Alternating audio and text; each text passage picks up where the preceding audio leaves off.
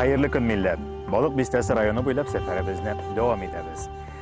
Biz hazır Balık Bistesi'nin üzerinden, rayon üzerinden yakınca 40 kilometre yaraklıkta ornaşkan Tebirdi Şollusu degen avulga kirirge turabız. Çünkü biri de şu avul yanındagına burungu Şollu şehirligi ornaşkan. Oldanık şunusunu aytıp koyabız. Bu bizning seferimizning birgine to'xtalishi, birinchi to'xtalishigina. Çünkü bugün bizni uzatıp yürüyüşü engemedeşimiz bir qiziqli şahıs ham tübek tarixini öğrenüşü. Onun bilen oldağı minutlarda tanışıp da uzarbız. Gittik.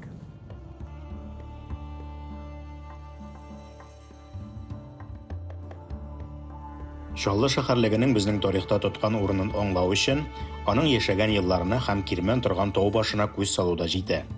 Birinciden әлеге җирлектә төрле гасырларга караган излекле табылдыклардан торган тарих яшерелгән. Икенчедән, әлеге тарих борынгы татар дәүләтләренең үз идарәсе тәртибен аңларга, үзәк белән төбәкләр арасындагы мөнәсәбәтләрне күз алларга ярдәм итә. Әйе, тулы бер төбәк дибез, чөнки биредә тарих шәһәрлекнең үзе белән генә шикләнми.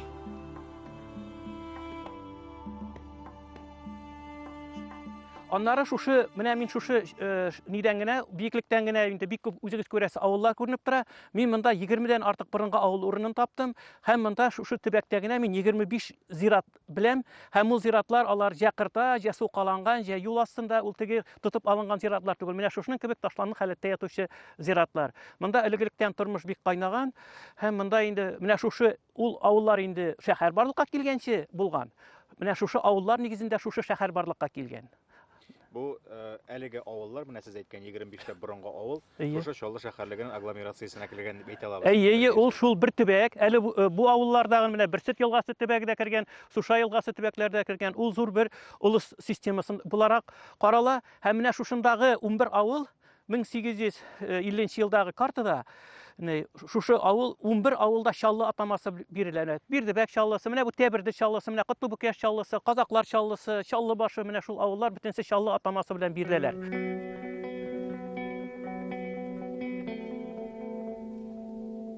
Biz burunғы Şallı şəhərinin iş ziratının birisində basıb turabız. Bu 14-cü ғасыр ziratı. Anın күләмендә менә шушы 50 сотыга җитә. Biz монда bir елны 49 Qəbir açdıq, öyrəndik, tikşirdik. Монда күмелгән иң зур улы кешенең әбинең 39 яшь иде. Монда бала чагалар да бик күп. Алар ислам дине йолалары буенча күмелгән. Һәм инде без менә шушы зиратның урынын белгертеп, таш куйдык. Һәм инде менә тимер белән дә тотып алырга хыялланабыз. Инде без аны берничә тапкыр агач белән дә тотып алдык. Хәзер бу территория тыюлык. Нидә Татарстанда 5000 һәйкәл арасында бары 5 кенә тыюлык бар. Аның берсе менә шушы борынгы Шаллы шәһәрен без тыюлык итә алдык. Шул сәбәпле моны хәзер тотып алып, монда инде фермер атлары иртә.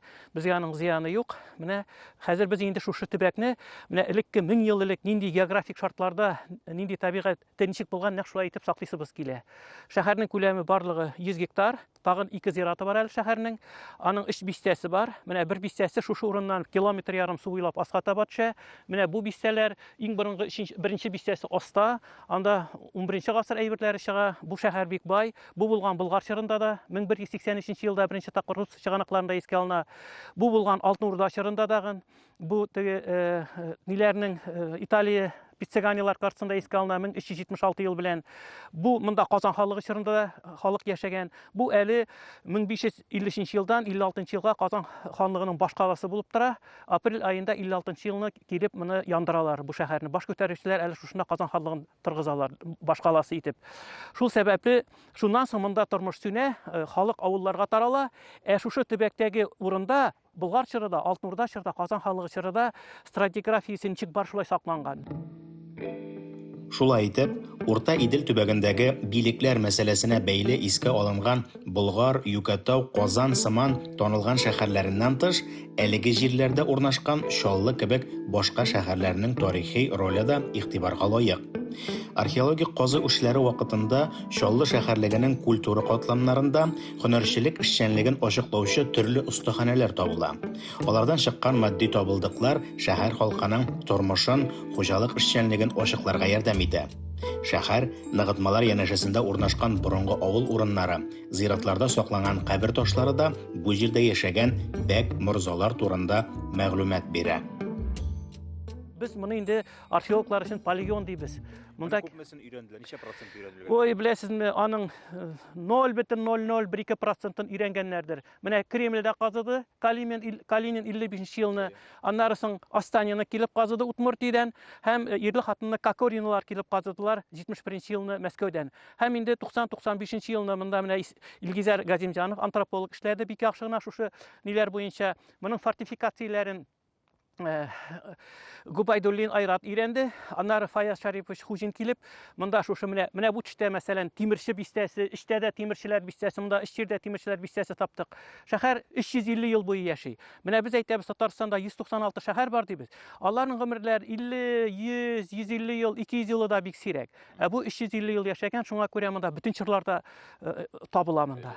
Әйбәт чагыла.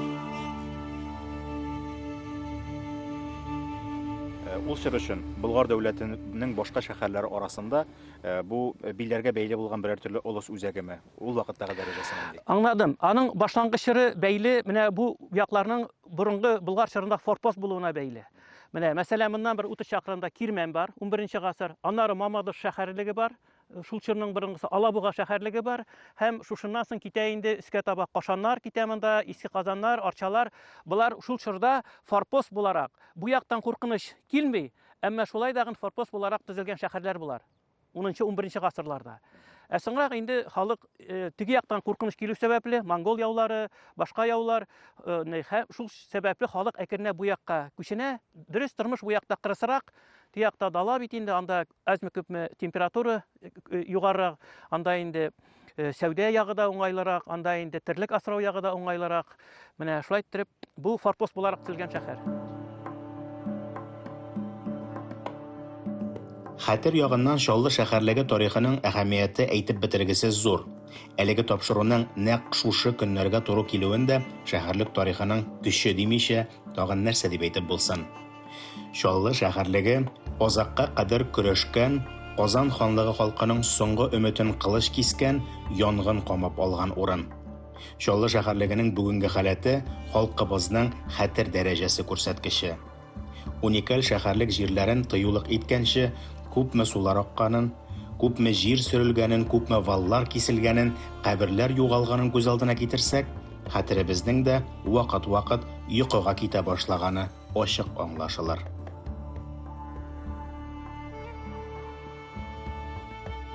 Әһәмиятле чор. 53-56 еллар.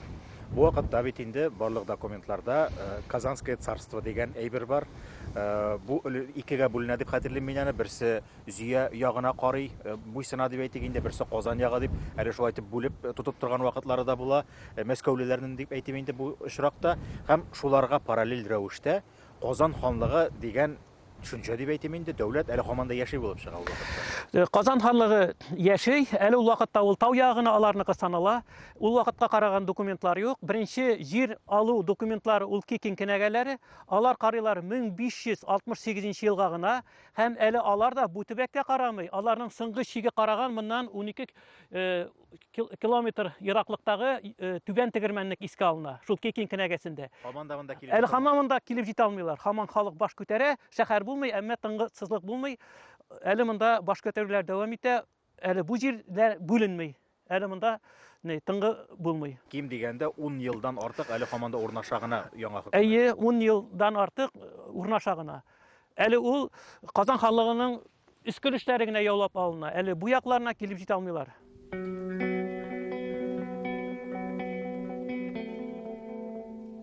Нурулла Бенченче вал өстендә басып торабыз хәзер. Бу шәһәрнең Кирмәненә керә торган 3нче вал өстендә. Бу шәһәрнең капкасы урыны. Менә монда 2нче вал, аның янында 1нче вал. Бу валлар Болгар чорына карыйлар. Монсы моның Алтын Урда чорында ныгытыла һәм зурайтыла. Моны 1850 елны Толмачев дигән рус тикшерүчесе моның биеклеген 8 метр итеп күрсәтә. Без инде хәзер күрәбез, аның биеклеге шул 3-4 метрдан әлләни артмый. Менә валлар утыралар. Менә 150 ел арасында, аңа хәлине тагы 350 ел арасында ул күпме утырган. Аның өсте таш нигез булган. Бу өсте монда 39-нчы елны бик зур таш юл төзи башлыйлар. Бер саны китә Мамадышка, икенчесе Чистайга китә. Бу кеш аша һәм шушындагы ташларны шул таш юлларга түшәр өчен алалар. Әле моның менә 4нче валы бар. Менә бу якта 4нче вал Бу бит инде капка каршында иң шундый урын бит инде бик яхшы сакланмаган 5нче вал урыны да бар. Без шушы 3нче вал урынына утырабыз. Шәһәрлек һәм аның тирәсендәге табылдыкларга килсәк, алар да без башта ук әйткән бер бөтен дәүләтнең төрле үзәкләре арасындагы бәйләнешне күрсәтә. Чаллы шәһәрлеге белән янәшә Каманың аръягында Жүкәтау шәһәрлеге урнашкан мәсәлән. Шәһәрлекләр бер-берсеннән 25 чакрым ераклыкта Кама елгасы белән генә аерымланып торалар. Археологик тикшерү нәтиҗәләре буенча алар арасындагы тарихи бергәлек Чаллы шәһәренең материал культурасында да чагылыш таба. Шул сәбәпле Болгар Алтын Урда чорындагы Чаллы төбәге тарихын Жүкәтау шәһәре тарихыннан аерып карау мөмкин түгел. Менә монда казылган урыны беленеп тора, әнә каралы бит күтәтелгән. Ул тимерче урыны яркырые ишелгәндә бик зур крицалар бар иде. Без аларны карадык тагын, шул крица ул тимерне эреткәннән соң калган ни инде? Калдык шлак. Ул зур шундый ни була, анда тимер кимей. Менә без анда 150 шундый крица таптык. Монда тимерне табалар, аста сазлык бар. Сазлыкта теге сазлык тимере бар. Андагы сазлыкта тимер 30%-ка әле җитә. Ул сазлыкны алып кереп кояшта киптерсәң, ул күгәргән тимер кебек чыга, төсе белән. Һәм шуны 3 тапкыр мич аша уздыралар. Без аның технологиясын беләбез. Аларның мичләре булган. Алар инде монда шуйны кыйганнар. 1400 градуска җиткергәннәр температураны.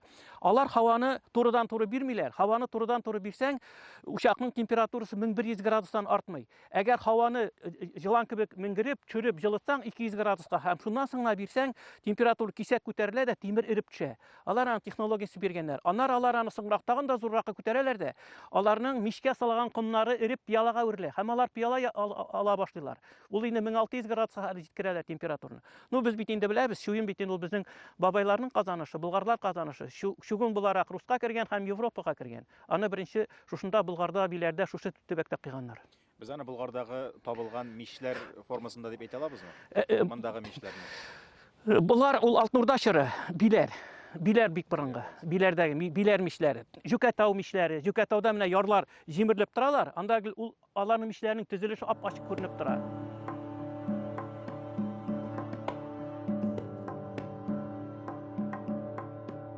Шулай итеп, Чаллы шәһәрлеге чагыштырмача аз өйрәнелгән дип сөйләшсәк тә, башка тарихи үзәкләрдә табылган археологик материал белән биредәгеләре тәңгәл килеп баргач, чагыштырып, гомумиләштереп нәтиҗәләр ясау мөмкинлеге туа. Шулай да шәһәрлекнең иң кыйммәтле табылдыклары аның үз җиреннән алынганнары. Аларның кайберләрен күрү өчен Яңа Сала авылына Нурулла абый оештырган музейга юл тотабыз.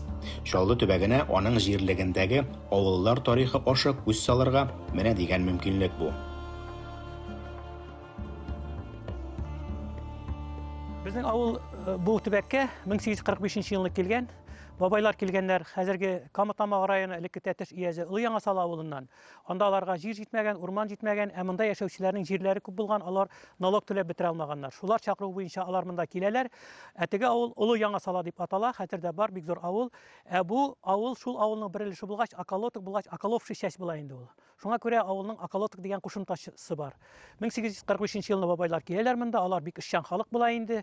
Минем менә бабайның бабасының нигезе истәрәк, аның була 4 малайы, менә бабайның бабасы менә бу каршы йортта урнаша, аның була 5 улы, 5 улының улы улы шушы нигезгә урнаша, берсе күршедә тора, берсе астарак, истәрәк.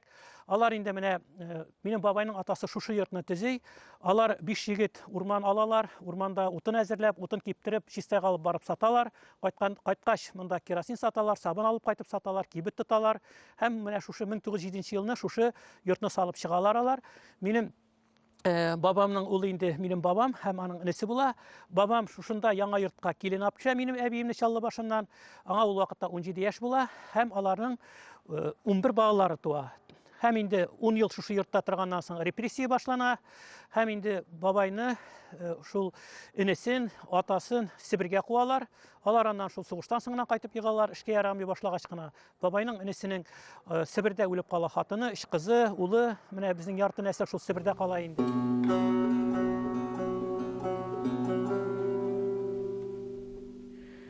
Яңа Сала авылының тарих үзәге Нурулла абыйның йорт җирендә урнашкан. Без хәзер элекеге бинада бу Шәрәфетдин байның йорты. Нурулла абый аны үзенең шәхси музее итеп тота. Уларны төзекләндергән, тәртипкә китергән.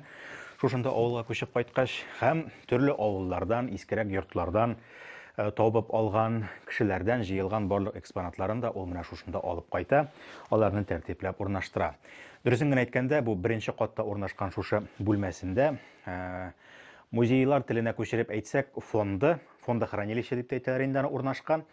Табылган әйберләр шушында тәртипкә китерелә, алардан коллекцияләр төзелә, һәм аннан соң гына алар икенче катка витриналар урнашкан, инде чын музей залына озатылалар. Шулай ук инде фонд булган өлешендә дә тарихчы колы тигәне күренеп тора. Монда сакланган барлык әйберләр дә тәртибе буенча күрсәтеп сөйләрлек итеп урнаштырылган. Әйе, бу шәхси музей, бәлкем дәүләт музейларында, зуррак музейларда бүтәнчә төшкән ут та бардыр, бик матур, кыйммәтле пыяла белән капланган витриналары да бардыр, ләкин аның каравы биредә чын тере тарих. Бигрәк тә инде безнең өчен камера күтәреп витрина янына килүгә операторның шәүләсе керми, ут ялтырап экспонатны капламый. Безнең өчен менә шушындый музейлар кадерле. Әле бигрәк тә аларга күпме хезмәт, ләкин бер кешенең хезмәте кергәнен аңлаганда.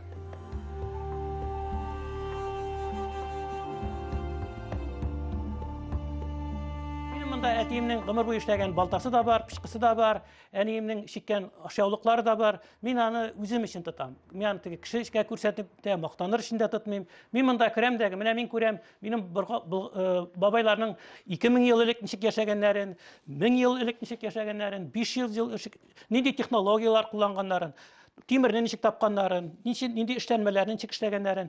Мин монда 70-80 ел гына үз гомеремне яшәмим, мин монда бик зур борынгы чорда яшим мин монда. Әнә минем монда 15 000 ел элекке теге боз чырлары да бар, таш гасырда бар монда, бронза чыры да бар. Әнә 250-400 миллион ел элек яшәгән моллюск төрле җанвар ияләренең ташка әйләнгән әйберләр дә бар. Мин монда көн сайын керәм, күрәм, карыйм. Мин монда ниндидер бер рухи байлык табам. Мин монда рәхәтләнеп жал итеп чыгам. Мин монда кергәндә бүтән дөньяның мәшәкатьләре читтә кала. Аңа күрә кабатлап әйтү, бу минем үз музеем, мин аны үзем төзим, үзем шуның белән рухланам.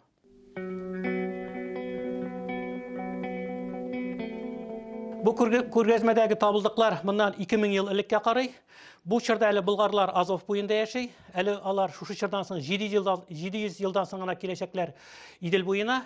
Бу инде без аны салты маяцкий культурада дибез, катакомбный культура дибез. Ул вакытта әле ислам дине булмый. Бу мәсәлән монда күрсәтелә сугышчыларны ничек нинди йола белән җирләгәннәрен.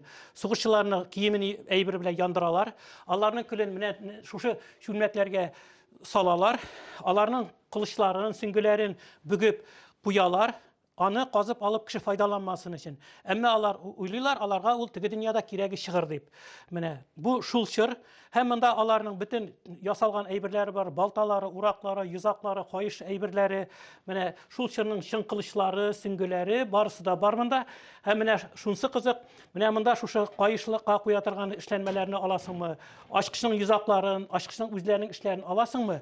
Менә монда бар шушы күргәзмәдә инде болгарларның Идел буена килгәннән соң эшләгән йозаклары, ачкычлары, аларның технология 700-800 ел эчендә бер нәрсәсе дә үзгәрмәгән. Атасыннан улына, улыннан улына күчеп шул технология барган. Һәм без аларны менә шул ук бер культура ул, шул ук бер халык ул, һәм ул шул ук бер технология. Менә без аларны шулай итеп бер-берсе артыннан беләбез.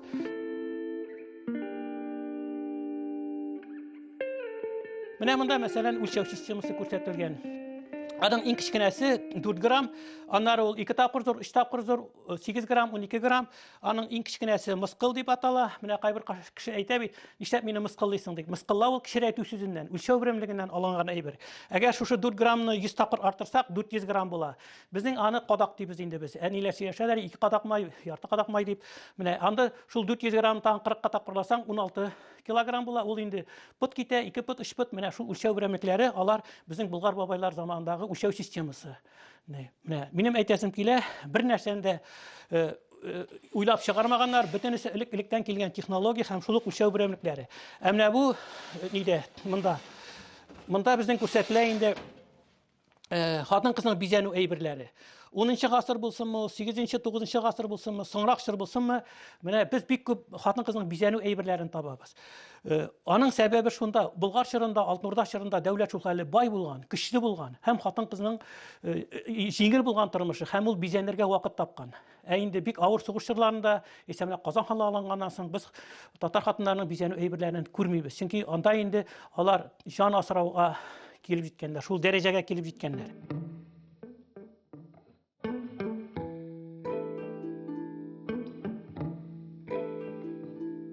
Нурулла абыйның 2 катлы музеенда ким дигәндә 2 сәгатькә тукталып, тапшыруны шушында гына йомгаклап куйсак та булыр иде. Табылдыклар искитмәле, музей буйлап экскурсияны бу тарихны үзе казып чыгарган, үзе тәртипләп өйрәнгән, күргәзмә урнаштырган тарихчы үткәрә. Тагын кайда бар шундый мөмкинлек? Әмма без йөреп сөйләргә күнеккән. Шуңа күрә Нурулла абыйны үзебез белән алып, яңадан шәһәрлеккә якынрак кайтабыз. Аңа терәлеп торган Тәберде Чаллысы авылына юнәләбез. Яңа саладан аермалы буларак, әлеге авыл үзенең борынгы нигезеннән күчмәгән булса кирәк.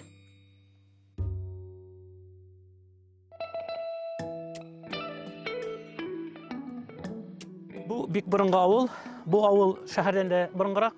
Чөнки шәһәр ул менә шушындагы борынгы авыллар нигезеннән барлыкка килгән. Безнең иң борынгы документ инде монда 1616 елгы документ. Авыл җирлегендә борынгы кабер ташлары бар. Менә Мәмлүк казаклар белән Тәберде Чаллысы арасында 1742 елгы документта әйтелә, Тәберде Чаллысында 2 мәчет бар ди, аның берсе Казан ханлыгы чорында төзелгән дип әйтелә.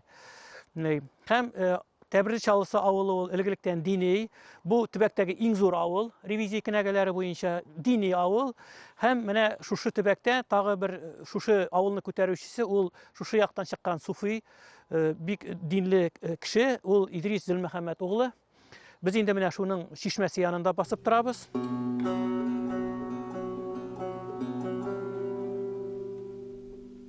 Халыкның менә яклаучысыз, дәүләтсез калган халыкның бит инде башлыклары булмый. Аларның башлыклары менә шушы дин башлыклары гына, суфичылар гына була.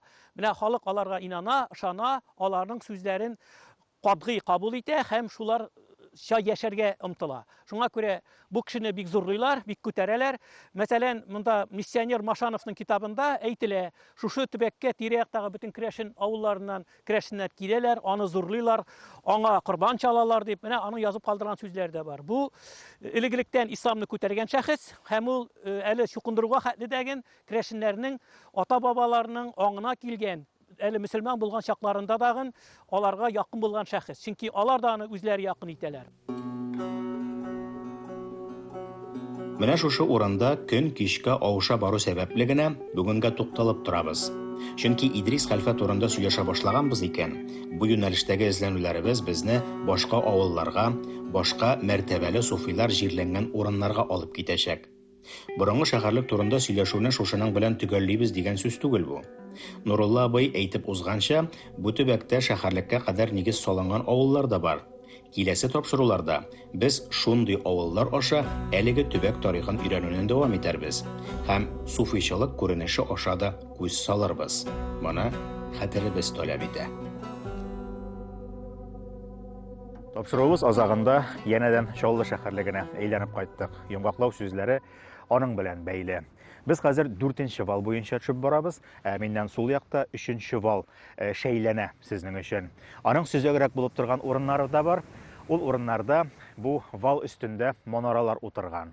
Ни өчен бу валлар бүгенге көндә шушындый кыяфәттә менә 4нче валны игътибар итеп карасагыз, ул бөтенләй яссы булып тора. Чөнки 1939 елда юл салынган вакытта бу валларга түшәлгән ташларны менә 4нче валдан трактор белән кырып эттереп алганнар. Шуңа күрә ул тигез булып калган. Манара утырган урыннарда аның нигезләрен сүтеп, нигездәге ташларын алганнар. Аның да җимерелү эзләре күренеп тора бүгенге көндә дә. Хәзер алай кыланучылар юк билгеле. Чөнки Нурулла абыйның тырышлыгы аркасында бу төбәкнең тарихка битараф булмаган кешеләре хезмәте белән бу территория дип әйтик инде шәһәрлек ул тыюлык буларак саклана, дәүләт тарафыннан саклана. Ләкин бүгенге көндә дә Чаллы шәһәрлеге югалмый дип әйтеп булмый әле. Бүгенге көндә аны казучы кеше юк. Ләкин шәһәрлекне безнең игътибарыбыз җитмәү, аның турында мәгълүмат таратмау, гадыйрәк итеп әйткәндә, ваемсызлыгыбыз бетерә шул. Шуңа күрә безнең иҗат төркемебез бу якларга янәдән әйләнеп кайтачак һәм шушы Чаллы шәһәрлегенә бәйләп башка тарихи урыннарның да барлык җипләрен, материалларын сезгә тәкъдим итәчәкбез. Бу безнең кулдан килгән кадәр өлеше. Һәркем үз эшен эшләп торса, шушындый ядкәрләребезне барлап торсак, тарихыбыз дәвамлы һәм тирәнтен өйрәнелгән булачак. Әлегә менә шулар, киләсе очрашуларга кадәр сау булып торыгыз.